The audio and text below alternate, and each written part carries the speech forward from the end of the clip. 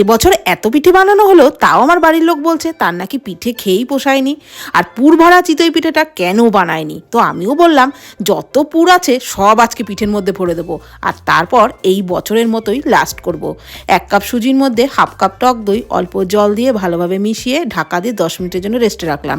ততক্ষণে নারকেলের পুর বানিয়ে নিয়েছিলাম গুড় দিয়ে, তার থেকে একটু গোল্লা গোল্লা করে রাখলাম। এবারে ওই যে সুজি আর টক দইয়ের মিশ্রণটার মধ্যে 10 মিনিট পর অল্প জল আর বেকিং পাউডার মিশিয়ে ভালোভাবে ফেটিয়ে রাখলাম।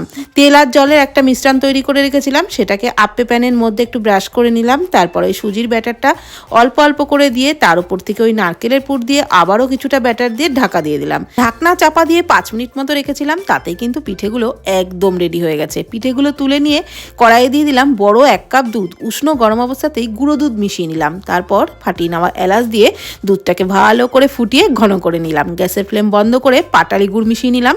গ্যাসের ফ্লেম অন করে পিঠেগুলো দিয়ে দুধটাকে আরও কিছুক্ষণ ফুটিয়ে নিলেই তৈরি হয়ে যাবে একদম নরম তুলতুলে পুর ভরা দুধ চিতই পিঠা। খেতে কিন্তু জাস্ট ফাটাফাটি লাগবে।